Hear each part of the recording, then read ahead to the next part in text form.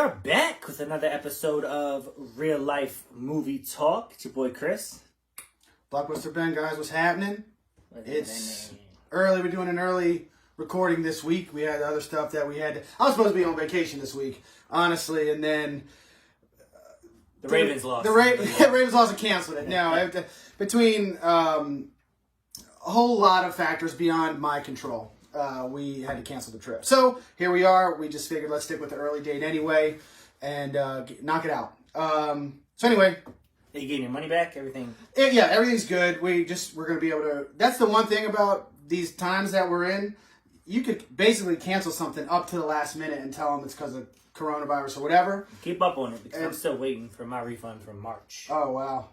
Well, that's just... Yeah, there's like a points situation and they just... cool. Where they just give you the points back. So yeah, but it was no problem to cancel the rental car, the hotel, flights for points, everything just came back. So yeah, no worries there. But it just sucks. I'd rather be in Key West, but I think the weather's supposed to be gloomy anyway. So hey, silver lining. Yeah. Yep. Anyway, awesome. All right. So first thing we gotta address is the goddamn Ravens, dude.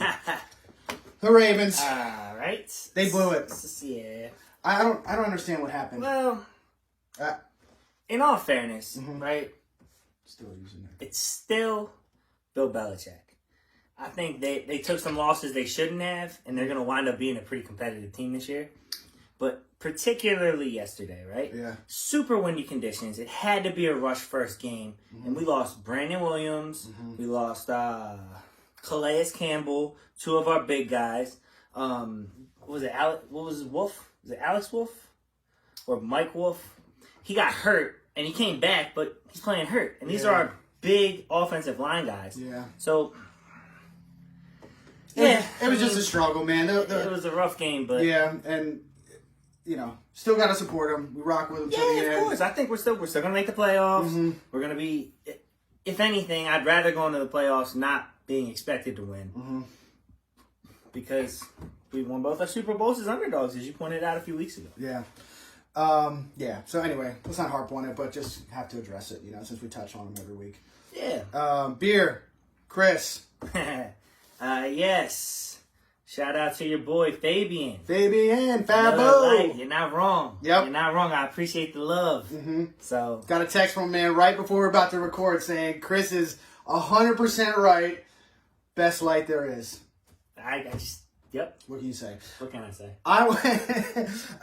Again, Heavy C's here. This is a specialty brew called Dat Booty Dough.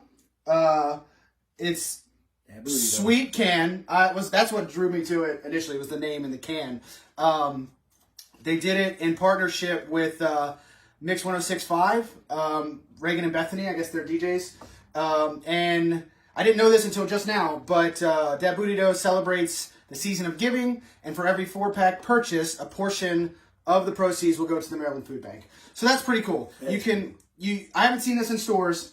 You can order it at beerme.com. And then you just pick it up right at Heavy C's Brewery over in Halethorpe. I like the can art. Can art's great. It's awesome. It's one of the ones you want to save. But it's beerme.com, BIERMI.com. Okay. Beerme.com. That's where you can get it. And one thing I've noticed about Heavy C since you've been drinking them is that they partner with a lot of local companies too. I mean, that was the Rebs, right? Rebs. I had another one last night. I don't know what. It was a different one that I had last night. And then I'll be getting some more. There's another specialty release that comes out this week that I got to pre-order, but I'm gonna try to get that. Yeah, so and it's good. I tasted it. Yeah, it's good. Yeah, it is good. It's very good. It's an Oktoberfest style lager. So if that's up your alley, definitely beerme.com. Get you a 4-pack. Yep, and I like the partnerships and supporting local businesses always, especially now. Yep. Popcorn. EC Pops, sticking with you guys, right? Can't not, right? Popcorn's been great. It's been amazing. Salt and vinegar this week, which I've been dying to try, but we've been getting all the newer flavors. Salt and vinegar's a classic to me, but shit. Never had it on popcorn. It's interesting. Man, you know what? It's an interesting popcorn flavor. I don't know. I love vinegar. On fries, on chips. Salt and vinegar chips, salt and vinegar. Sometimes I feel like that's one of the best chips out there. Oh, no doubt. I wish they did a ripple cut for it, but you gotta stick with what you can get. But man, I'll tell you, I think this is pretty damn good. Interesting. I like it. Yeah. It's weird just being on popcorn, I think. That's the thing that's throwing you off. I've never done it. I always think of popcorn as such a savory item. Mm-hmm. Man, I'm going to finish all this. I can tell you that right now. Yeah. More up Ben's alley. Mm-hmm. We differ on taste a little, too. Mm-hmm. You'll be able to tell that soon. We just did a bunch of pit beef places that'll be dropping in increments. Yeah. You'll see. Good taste, bad taste. You never know. Look, who won the best wings in Maryland? I don't remember. My selection did. Which was what? Bonton. Yeah, it's a chain, bro. Come on. Get out of here. If it's better, it's better. They're not real wings, though, right? I mean, they're... Okay. I wasn't a part of that review. Okay. So I didn't get to voice my opinion. It was a blind taste test. Was it? Mm-hmm. Okay, well, either way. I wasn't there. I wasn't there. 4 categories. Yeah. Size, tenderness, taste, okay, and I forget what the last one was. Right. Well, it wasn't even close. It wasn't even close. Okay. Well, I'll have to go back to Bonchon then. So, and you're a Shax guy, right? Shax was in there. Ride or die. Shax was there in the competition. Yeah. So. Here we go. Last thing, fudge. I had a little left over of the maple fudge from EC Pops that I actually purchased myself because I love maple. I love the flavor, like a maple frosted donut, maple candies, that kind of stuff. So, just to give a quick sample for you guys, Chris, I can already tell you I love it, but just let Chris try it. He'll let you know what he thinks. If you haven't gone to get any food or like any popcorn or fudge or anything from them, I do know if you go to their Facebook page and then follow the links to their actual website, you can order it online. So you don't even have to go to the store if you're leery about going out and things like that. You can order it and it can be delivered to you. That's really good. What? Oh, yeah. It's sweet, but like if you're a maple person, it's right up your alley. Oh, yeah. So good. Absolutely. Eat that with some bacon. Oh, yeah. Yeah, like a maple bacon donut. Those are awesome, too. Mm-hmm. All right. Now, I want really good. to mention one more thing before we jump into the review. So, when Davon was here, D-Money, and we did Samuel L. Jackson name their movies, you guys mentioned a movie called Unthinkable. Do you remember talking about that? I thought it was Unbreakable. Oh, well, Unbreakable is one that we named. Unthinkable was one that was not named, but he is also in it. Okay. So do you remember it? The movie? Have you seen the movie? Oh, okay. Well, I thought you said you'd seen it. That's why I was. What's it about? He plays like a black ops interrogator, and Carrie Ann Moss from The Matrix is a FBI special agent, and this guy puts this video out, or sends them a video saying he's got 3 bombs spread across the country, and he basically turns himself in. It's about them interrogating him. You never seen it? No. I thought you had. Well, Danny Diaz, another guest of the show, a friend of the show, guest, he reached out to me and said, he's like, have you seen Unthinkable? And he started chatting about it. He's like, man, I think you really like it based on some things that you've said in the past about like just things that kind of get to you and this and that. So I was like, all right, I'll check it out. And it was on Stars, so I watched it. And I did not like it at all, dude. I don't want to say I hated it, but I really didn't like it. I mean, I'm talking, if I rated it, like it would be in the 4s. You know, I didn't like it. And it was basically like, it's a movie about it came out in 2010, right? And it's about the morality of torture. And is it acceptable and is it not? When can you do it? When can you not? And that was back when maybe like the height of all that like craze where it was like people were really like the Bush era, right after, because so maybe it was filmed in the Bush era, but then even once Obama came in, and I remember there being a big thing about Guantanamo Bay, and I'm I don't really like politics, but I just remember bits and pieces of that time. But anyway, it was just a crazy thing that I felt like they picked the wrong story to tell, because like here's a guy that said, hey, I put these bombs out here. They're out there.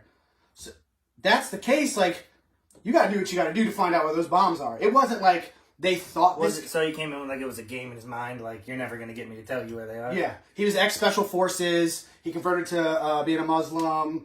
It was like a whole, he had a little bit of backstory. So, it's not like they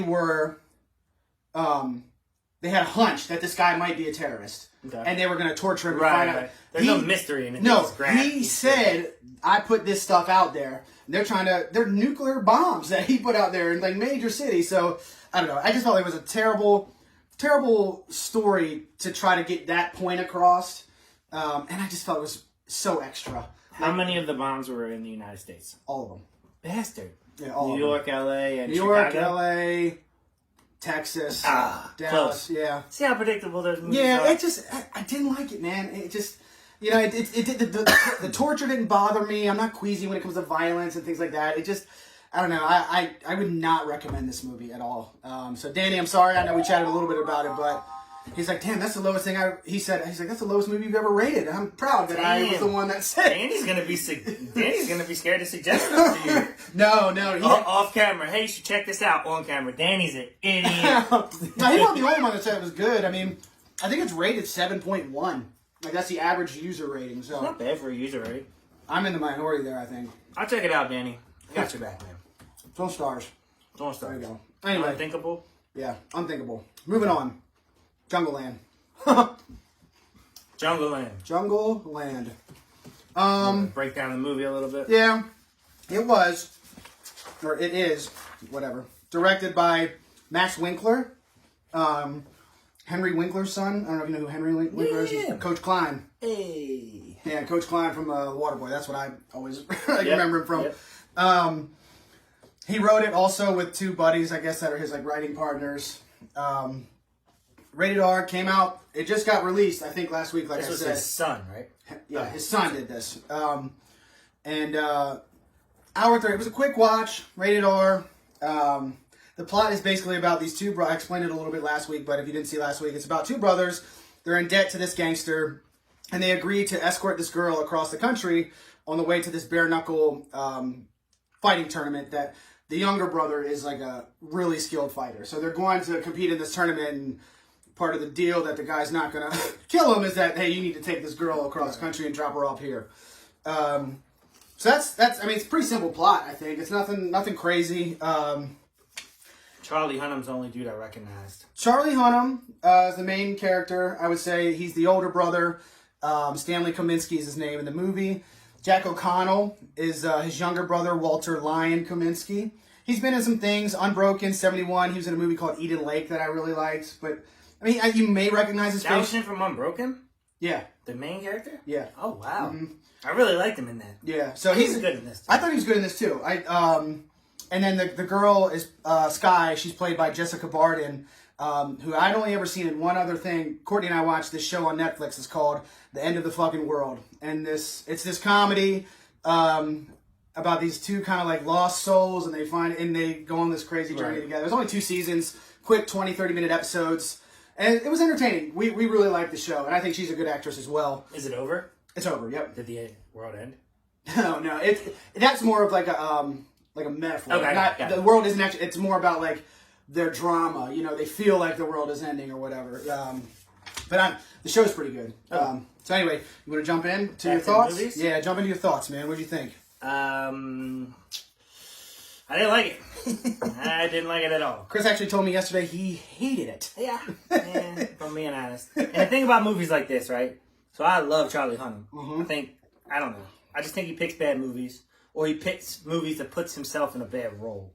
Like, I don't understand why he wouldn't have been the fighter in this movie. Yeah. Why he has to be the brother is weird to me. It's just weird. You paid him to be in the entire movie. Let him be the star of the movie. Yeah. Anyway, it's more than just that though. Okay. I got a lot of flack last week for the blow thing. We both got a lot of flack for the blow thing, and we didn't even score it bad. I'm gonna just double down on that. And I'm going to keep pressing character development and the purpose of what these characters are, right? So, like Ben said, essentially, the little brother's fighting in bare-knuckle boxing. The older brother, who in this situation is like supposed to be a piece of shit, like just ruins the family, whatever. That's the projection they're making of him. It's like, what's that movie with Mark Wahlberg and Christian Bale? The Fighter. That's a great movie. Right, that's a great movie. Yeah. It's like a really watered down version of that to me. I mean, it's an indie movie. This wasn't like it's obviously it's not a major release. It's definitely an indie movie. But yeah, I mean, I don't think you can have major releases these Yeah. days. But so anyway, it doesn't do anything for me. Yeah. I don't think Charlie Hunnam's character's bad enough. Okay. I don't think there's much depth or range to the fighter, the actual fighter. Mm-hmm. And I think the girl, who, a little bit of a spoiler alert, becomes a love interest, doesn't play the love interest at all. The gangster's not realistic to me. Mm-hmm. The reason he lost a fight that owes the gangster all the money in the very beginning isn't realistic. Like, he's just winning and he goes, hey, what's he doing here? No, that's terrible. It set a bad tone for me the entire movie. Yeah, I didn't like that either. That was weird. I don't know. But I liked things about this movie. I can't say I really liked the movie either, but I liked things about it. Charlie Hunnam, again, I can't say enough good. As an actor, I think he's solid. I don't know why he picks certain movies that he does, because he has great movies out there. There are a lot more bad movies, I think, that he's done. I mean, you've got The Gentleman, which was awesome. We mentioned that last week. I really like that. Triple Frontier, which I really like. Him and Ben Affleck, where they're the soldiers, or the mercenaries, I guess. They're ex-special forces, and they, you know what I'm talking about? It's a Netflix movie. Ben Affleck, Charlie Hunnam. Yes. The Lost City of Z, where he plays this explorer. Great movie. It was a long watch for me. Yeah. Good movie, long watch. I didn't like him in that either. No, you didn't? I don't know. I don't think he has the acting depth for my brain to appreciate it. Okay. I just see him as a lead guy. Okay. And I want him, as weird as it sounds, I want him as a heartthrob or a badass. Okay. And if he's not typecast in those characters, my brain has a hard time turning off. Okay. It's similar to Kylo Ren. Oh, Adam Driver. Yeah, I couldn't see him as a bad guy in that, and it didn't sour it. I still enjoyed it, but it kind of threw me off a little bit. Okay. I mean, I don't know. Maybe he didn't want to play the fighter. He played the fighter in Green Street Hooligans, which is great. Maybe he wanted something else. Maybe, I don't know for sure. It's fine, but then the director wasted his money. Yeah, well, I mean, I don't know how much they spent on it. You know what I mean? The budget didn't look big. It definitely wasn't a big budget movie. I'm saying the majority of it probably went to getting Charlie. Mm-hmm. Yeah, I mean, that's fair. I don't know if that, but again, anyway, I thought he was great, though. I thought his performance was great. I thought the brother's performance was great. And I even thought the Jessica Barden, I thought her performance was pretty good. There was just one thing that I couldn't get past with her to take her performance from good to great, is that, so she's an English actress, right? She's from England or Ireland, where I'm in the end of the fucking world, her accent is thick. I'm talking like one of the thickest English accents I've ever heard. And she was trying so hard to disguise it in this movie, but I couldn't not hear it. Like I didn't think she did a great job of disguising her. Do you think if you never saw her before, it wouldn't be a thing? I would have thought that she talked weird. I'd been like, why does she talk like that? Okay. You know, because I know how she actually talks. So it's like, maybe that's just something, again, she's not been in she doesn't have a huge amount of credit. She's fairly new. She's young. So that's just something I'm not an actor. I'm not a trained actor. I'm not anything like that. But if it's like, if I was her, I would work on that. That's one thing I would work on. But this is my point, especially about what you were just saying. Okay. You're not a trained actor, and you may not understand that part of it. Mm-hmm. But you're the average person, is who watches these films. Yeah. So your opinion, in my opinion, is more valid than anyone else's. Okay. You are like the direct line consumer. We met a person at the bar last week. He came up, he started talking to us because he saw we did movie reviews, or we discussed it, and he just wanted to talk. Mm-hmm.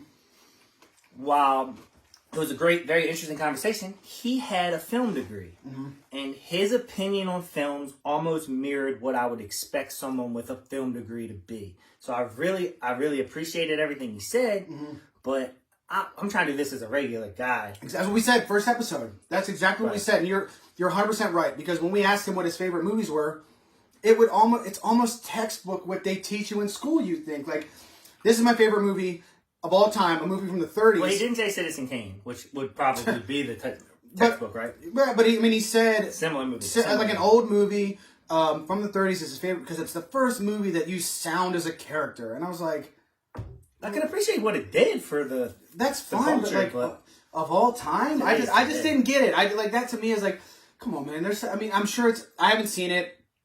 Fritz Lang's M, I think is what it's called. Yeah, we're gonna watch it. We are gonna watch it, and we'll probably touch on it at some point. But I just can't. I don't know. You're 100% right. It's just That's exactly what I think someone from a film school. That's why I appreciate this. I think your opinion matters more. Yeah. No offense to that guy. Yeah, nice guy. That would mean the majority of people would have had to go into film school and understand what he's saying to relate to what he's saying on this platform. Right. Although, maybe I'm wrong. Maybe the people that watch this are the ones that are super into movies. Mm-hmm. Yeah. I don't know. Another thing, we got a little sidetracked there, but to jump back to Jungleland, there's another thing that bothered me a little bit. That, it didn't bother me. It's just, from the trailer, it looked like there was going to be a lot more, boxing scenes. You get the initial boxing scene at the beginning, and then we get 40, 50, almost an hour into the movie. They still haven't made it to their destination. And I was like, oh, we'll be lucky if we see one more fight scene. Right. You know? So don't expect, if you do watch it, don't expect a lot of, in the ring, right, bare knuckle. I was expecting some badass scenes. Yeah. You don't really get it. No. There was a couple. And you probably typically wouldn't in an indie film anyway. Yeah. I will say this. Green Street Hooligans was an indie movie, and that was a badass movie, That's fair. It just, I don't know, it just wasn't what I expected. I guess that's the best way to put it. I will say that I really enjoyed the scene. There's a scene where they're at the diner. Mm-hmm. And Charlie Hunnam, like I said, is the older brother. I don't know if they explain why he's taking care of his little brother, what happened to his parents or whatever. They didn't get into that. Which, that pisses me off because that's so easy to develop character. Or for me to relate a little more understanding. They didn't even say one line on it. And you could, we've talked about it before. One line could just clear it all up. Call me. Let me watch your movie before you put it out. I'll tell you what you need to do. But in that scene in the diner where he's obviously kind of a POS, doesn't have any of his stuff together, and then his brother starts to lay into him a little bit about it, and then Charlie defends himself. I really like that scene. It was a lot of passion, a lot of just anyone that's going through something could feel what he's doing. He's just underappreciated. These are struggling guys. These guys are struggling. They're living in a house that's condemned and not theirs at the beginning of the movie. They have next to no money. Their clothes are ragged. These guys are, and they've just got this dream, and they're always one step away from their dream. And you do kind of feel for them a little bit, I like the relationship, the brothers. I have 3 brothers myself, so I feel that a little bit. And it's one of those things where you would do anything for your brother, even if Charlie Hunnam's character was he always felt like he was doing the best for his little brother in his mind, but really he kind of is doing what's best for him. I think and he's not set. He doesn't understand what it is to be an adult. Yeah. So the kids raising kids isn't a good situation. No, it's not. Take it from me. No, it's not. And those are really good deep scenes. Yeah. But that's just a small, tiny portion of this whole movie in general. Yeah. If that played more, I would like the movie, but I just... Well, and then, so once they meet the girl, she kind of becomes, like Chris said, the love interest to the younger brother, and she starts to drive a little bit of a wedge between them.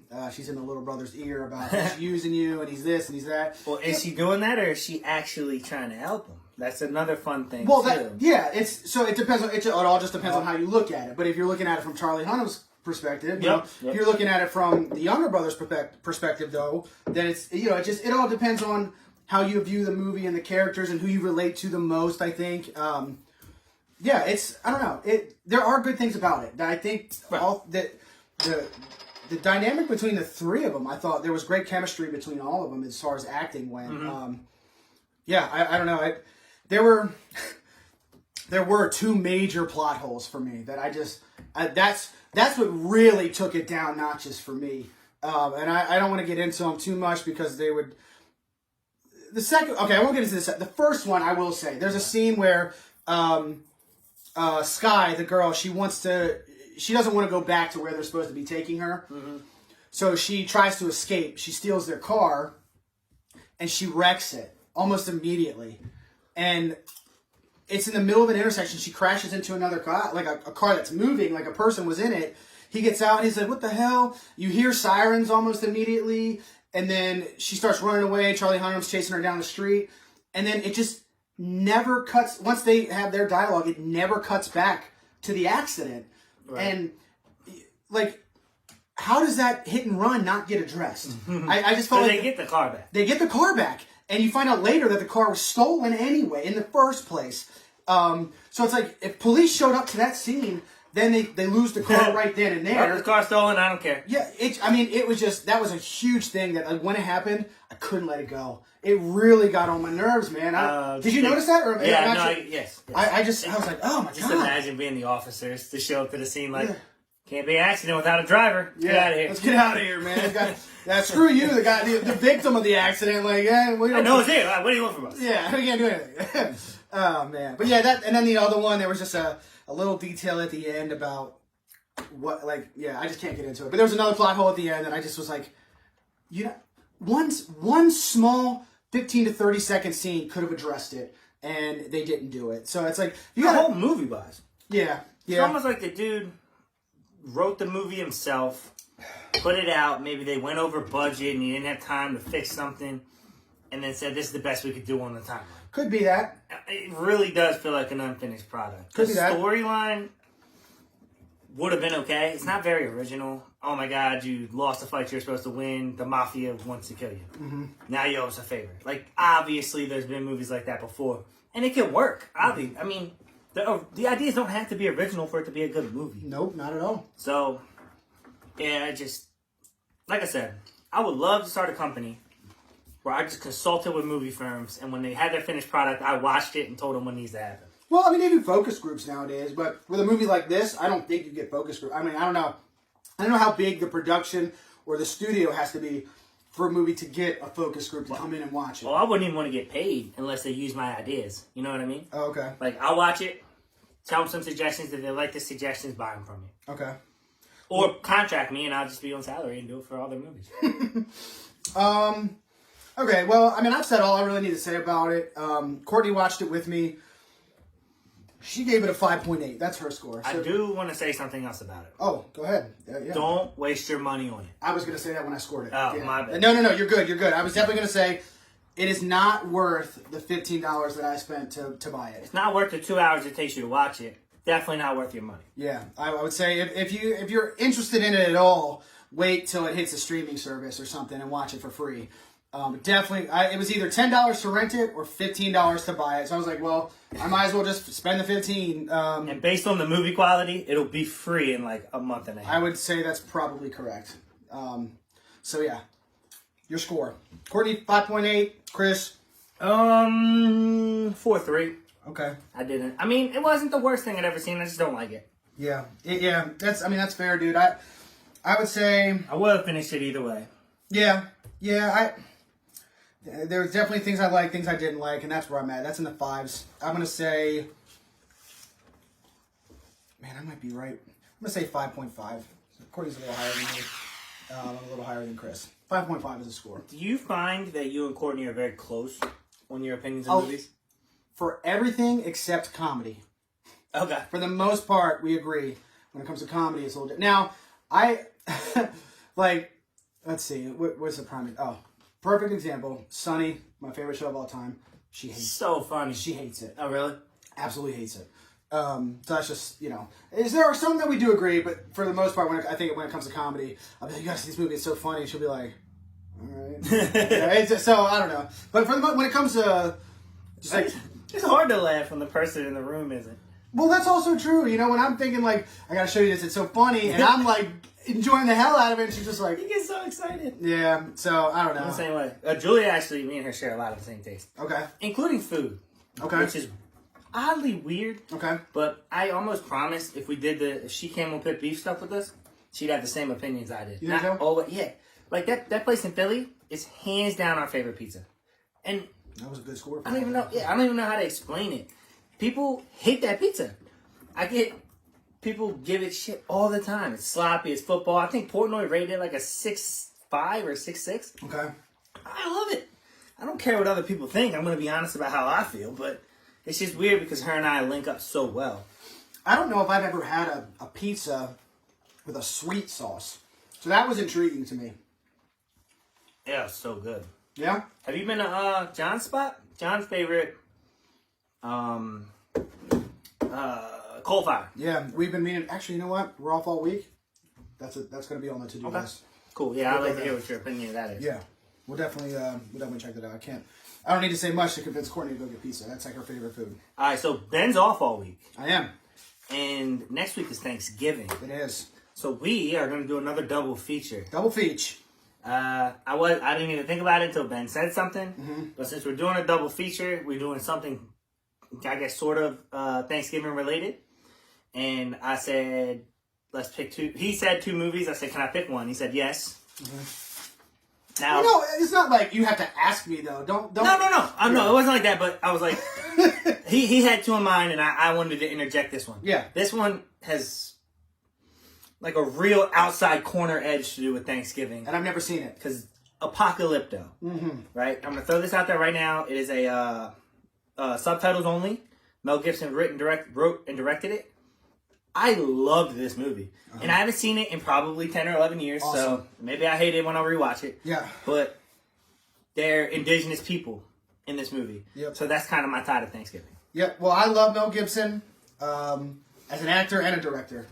So I'm looking forward to seeing it for the first time because this is one of those ones that has just slipped through the cracks. You know, people say, how have you never seen that? Well, it's one of those ones, you know. I'm excited for you to watch it, honestly. And then the second one we're going to do is Scent of a Woman.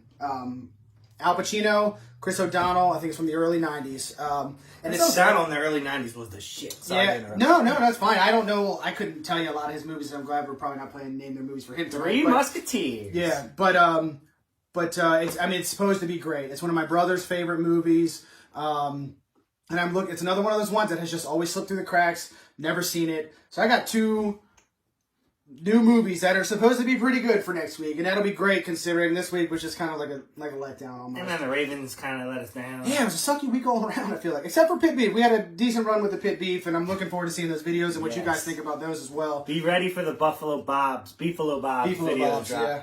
That place is... It was great. No spoilers. No kind spoilers, of a spoiler. but great, yeah.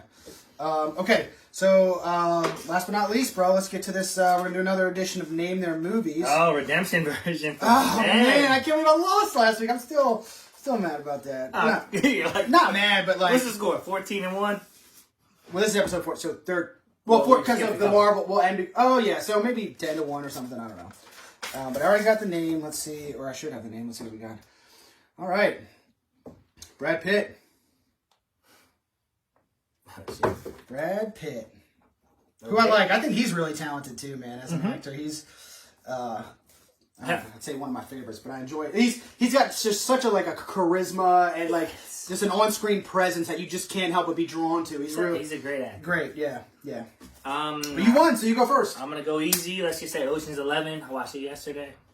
It's on Netflix, right? I've been meaning to rewatch those movies as well. I don't know. I haven't seen them in so long. I don't think Courtney's ever seen any of them, and I love a good heist. She's never seen them? I don't think so, yeah. Don't be surprised. She'll probably enjoy it. Don't be surprised, dude. You can say any movie, I would say 75% she'll say, haven't seen it. Okay. You know? Yeah, it's just one of those things. But I'm going to say Ocean's 12.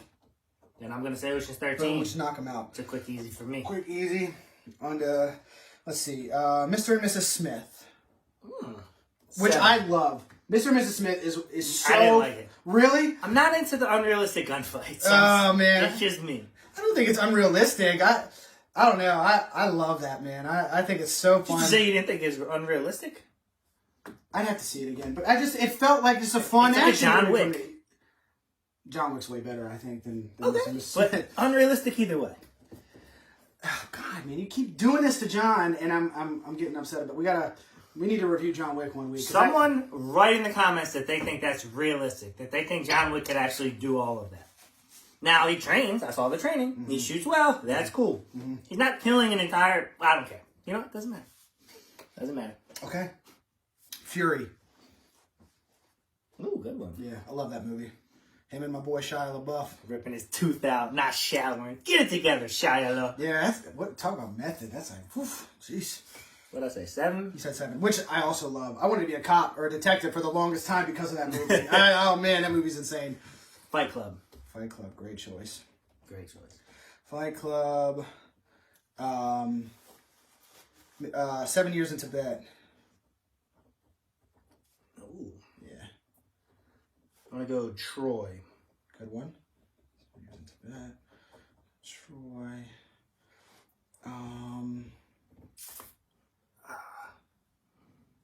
Meet Joe Black.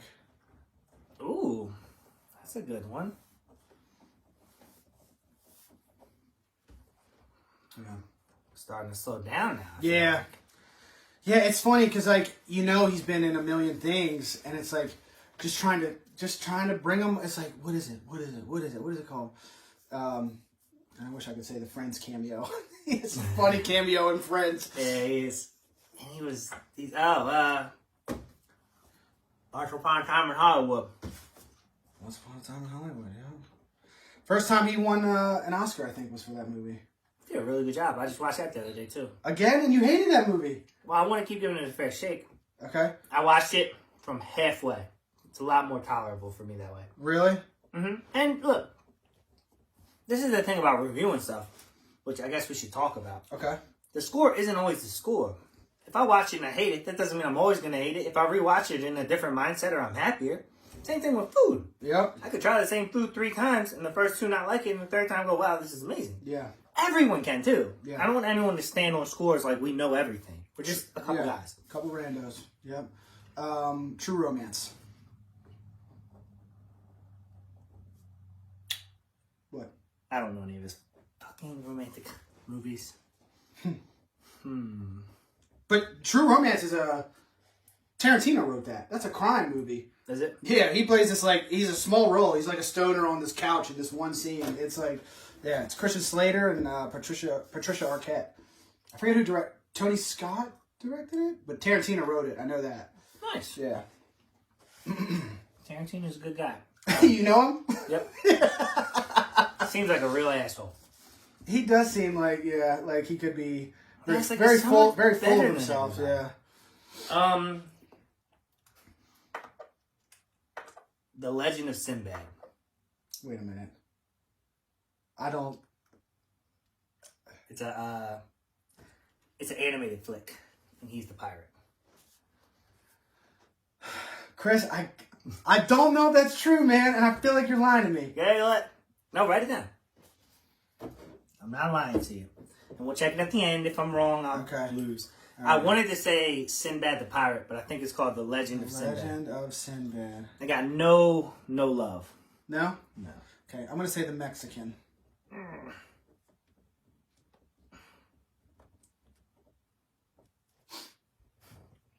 Oh, fudge.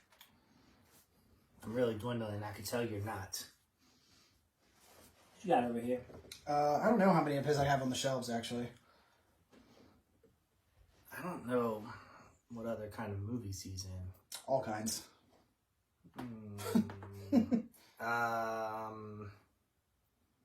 Wasn't there a sequel to Mr. and Mrs. Smith? Nope. Good. Hater, bro. I'm a hater. It didn't suck. It was good. Yeah. Do I want to crack that thing? But it ultimately broke up him and Jen Aniston, so there's that.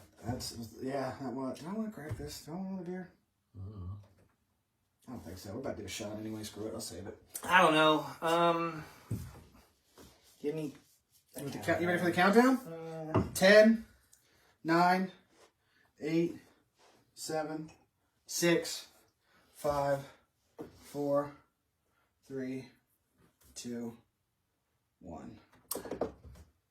Boom. No idea. Done. I had one more and then I lost it. Ooh. Yeah, let's check this out. I gotta see The Legend of Sinbad. We're probably missing some big ones. Too. Oh, definitely. Legend of Sinbad. That's not even showing up as a movie. Sinbad, Legend of the Seven Seas. Yeah, that's the one. No, but yeah. So you lost. I was close enough. Okay, all right. No, I wasn't. No. But Ad Astra? I mean, I just saw that. So I wasn't lying. I just didn't have the name. 12 Years a Slave. That was the last one I was going to say. He's in it. Who was he in that? Bass. Right there. That was the last one I was going to say. 12 Years a Slave. I feel like he was in some sports movies. Moneyball. There it is. That's the one. Yeah, Moneyball. I just saw that like he had a hilarious cameo in Deadpool 2. Do you remember that? Oh, yeah. Yeah. He dies. The invisible guy. Yeah, it's so funny, dude. Oh man, yeah, he's got Killing Them Softly is one of my favorites. Never saw it. World War Z, Moneyball, The Tree of Life, and Glorious Bastards. I knew there was another Tarantino movie. All right, well, The Jesse James movie. Yeah, that's okay. he's got a bunch. I've retaken the crown. All right, so we've got Apocalypto and then The Scent of a Woman. Or is that just Scent of a Woman? I don't think there's a. If you didn't let me say that movie because I said the. No, I'm saying I just don't think there's a the in the front. Scent of a Woman. Yeah. Is that a chick flick? I think it's a like romance style movie. Not a bad thing. Yeah. Chick flick's a bad way to say that. Romantic comedy. Yeah. I love romantic comedies if they're. I don't think good. it's not a comedy. I don't think it's a comedy. Oh, okay. But I think that's the movie where the whole comes from.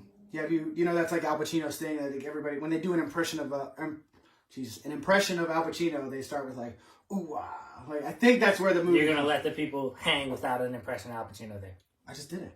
No, give me one. Ooh ah. And then say something in Al Pacino. Well, I don't know. I haven't seen the movie.